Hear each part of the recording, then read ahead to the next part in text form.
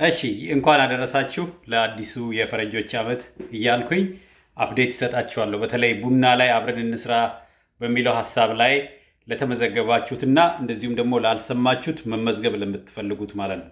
ባለፈው የኢትዮጵያ ዓመት ማለት ነው ከላይክ ጃንዋሪ አካባቢ የተጀመረ ከሊንክዲን ውይይቶቻችን እንደዚህ የተለያዩ ስራዎችን የኢትዮጵያ ላይ ስንሰራ ለምን ቢዝነስ አንጀምርም እርዳታ ብቻ መጠየቅ ወይም ደግሞ ስኮለርሺፕ ብቻ ያን ያህል የምንፈልገው ቦታ አደርሰንም ከሚል የተነሳ በኢትዮጵያም ከኢትዮጵያ ውጭም ያለን ኢትዮጵያውያን ሰብሰብ ብለን ባለፈው ዓመት 2 ቢዝነሶችን መተግበር ችለናል።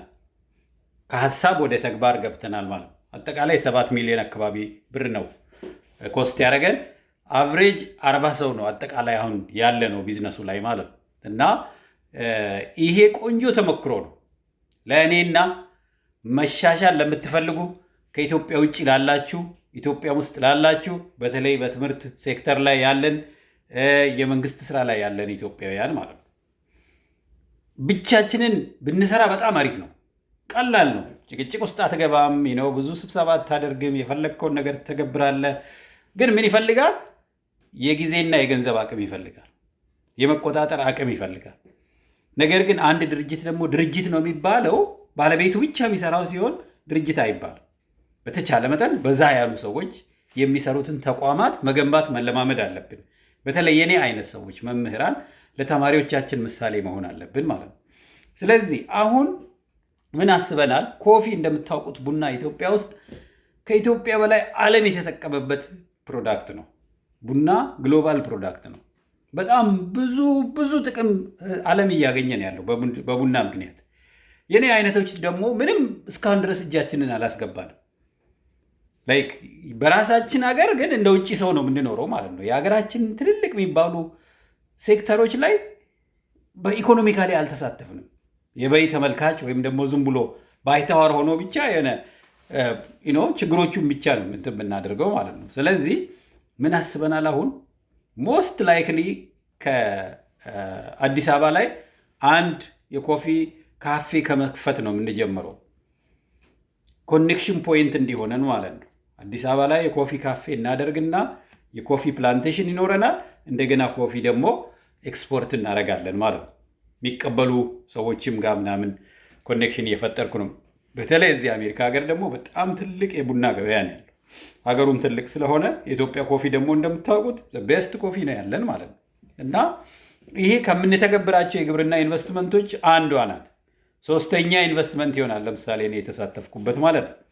እና እንደዚሁ ሰብሰብ እያልን 30-40 ሰዎች እየሆንን እንደሚመቸን ቶፒኮች እየመረጠን ወደ ስራ መግባት አለብን። እና ለዚህ ቡና ላይ መግባት የምትፈልጉ ኑ አብራችሁን ስሩ። ማክሲመም 4 ሚሊዮን 5 ሚሊዮን ብር ነው የሚፈልገው አንድ ሻል ያለ ቆንጆ የቡና ካፌ አዲስ አበባ ውስጥ ለመክፈት ማለት ነው። ከዛ ወደ ደቡብ ምዕራብ ኢትዮጵያ ላይ ቦታ እያጠናን ያለ ነው። ቡናም እንተክላለን። እንደገና ደግሞ እዚህ አሜሪካ ሀገርም ቡና የሚቀበሉ ሰዎች ጋር ንግግር እያረኩ ነው ያለሁት። ግን እዛ የተጠናከረ በደንብ የሚተማመንና አብሮ ስራ ልምድ ያለው ሰው እንፈልጋለን። እና ኑ አብራችሁን ስሩ። የኢትዮጵያ ኮሚኒቲ ውስጥ ግቡ። ወጣቱን በርቱ በሉ፣ መንገድ አሳዩቸው። ብዙ ወጣቶች ሰርቶ የሚያሰራቸው ነው የሚፈልጉት። በጣም አቅም ያላቸው ጎበዝ ኢትዮጵያውያን አሉ። ነገር ግን እድል አልሰጠናቸው፣ በቂ እድል አልሰጠናቸውም ለወጣቶች። ወጣቶቻችንን ከኛ የተሻለ እንዲሆኑ እኛ ከደረስንበት የተሻለ እንዲደርሱ ልጆቻችን ዛሬ እኔና እናንተ ትንሽ የምትመስለዋን ዘር መትከል አለብን ማለት ነው። በየቦታው ትንንሽ የሚመስሉ ስራዎች ዛሬ የተጀመሩት የዛሬ 10 ዓመት የዛሬ 15 ዓመት ትልልቅ ተቋማት ሆነው ያድጋሉ ማለት ነው። እግዚአብሔር ደግሞ በረከት ይጨምርበታል። ቅን ሆነን እኛ በቅንነት ስንሰራ ምንም ጥያቄ የለውም፣ በረከት ይመጣል። ሸረኛ ከሆነም ደግሞ ወስዶ ይጥለናል ማለት ነው። በደንብ ግልጽ እንዲሆን የሚገባው ነገር ሸርን አስቦ ሌላውን ሰው አስቦ ለመጉዳት የሚሄድ ሰው ሄዶ መውደቁ አይቀርም። ለጊዜው ቢመስልም ሸር መስሎ ሄዶ ሰውን ይጥላል። ንጹህ ከሆናችሁ ደግሞ ልባችሁ ንጹህ ከሆነ ሰው ባያዩም የሚመለከት እግዚአብሔር አለ። ህሊናችሁ ያውቀዋል፣ ልባችሁ ያውቀዋል። ሰው ፊት ቀርባችሁ በየጊዜው በድፍረት የመናገር ብርታት ታገኛላችሁ። እና ንጹህ ህሊና ቆንጆ ትራስ ነው ይባላል። እንደምታውቁት ሰላማዊ እንቅልፍ አላችሁ፣ ማንም ፊት ብትቀርቡ ደፍራችሁ ትናገራላችሁ። ሁለተኛ በጎነት ደግሞ ቢዘገይም ሄዶ እንትን ያደርጋል፣ ይከፍላል። እኔም በኢትዮጵያ አይቻለሁ። ይሄንን ለአንዳንዶች ሞኝነት ሊመስል ይችላል በጎ አድራጎት መስራት። እኔ በበጎ አድራጎት ምክንያት እውነቴን ነው የምላችሁ እናቴ ከወለደቻቸው ወንድምና እህቶች በተጨማሪ በጣም ብዙ ወንድምና እህቶች ነው ያገኘሁት ማህበራዊ ሚዲያ ላይ። እግዚአብሔር ይመስገን ብለው ለዚህ እና አሁን ደግሞ ስራችንን ከበጎ አድራጎት ትንሽ ወደ ስራ ፈጠራ ቢዝነስ ወደ ማድረግ ቀስ በቀስ ራስን ወደ መቻል መሄድ አለብን። ሁሌ እርዳታ መጠየቅ ይደብራል። ለሀገርም ለእኛም እንደምታውቁት እርዳታ ውርደት ነው። እኔ በግልጽ ነው የምናገረው። መረዳዳት አሪፍ ሆኖ ሳለ እርዳታ ተቀባይ ብቻ መሆን አሪፍ ነገር አይደለም። ሁል ጊዜ መስጠትና መቀበል መለማመድ አለብን እኛ ማለት ነው።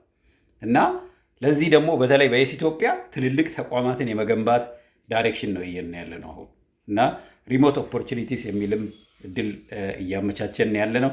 ከቤታችሁ የምትሰሩበት እድሎችን ከቤታችሁ ሆናችሁ የምትማሩበትን እድሉን ያለው ደግሞ ሄዶ ሌላ ሀገርም እዛም ኢትዮጵያ ውስጥ እንዲማር እንተጋገዛለን። በርቱ። አዲሱን ዓመት በአዳዲስ ሀሳቦች እያደረግን ለወጣቶች ምሳሌ እያሳየን በፍጥነት በብርታት በየአቅጣጫው መስራት አለብን። ፖለቲከኞች ደግሞ ሰላም ማምጣት አለባቸው ማለት ነው። ፖለቲከኛ አይደለሁም፣ ግን ስቲል ከፖለቲከኞች የምጠብቀው ነገር አለ። የወጣቶች ሞት፣ የእናቶች ለቅሶ፣ የሚፈሰው ደም መቆም አለበት። ኢትዮጵያ ለኢትዮጵያ እንቅፋት መሆን የለበትም ብለን ተነጋግረናል።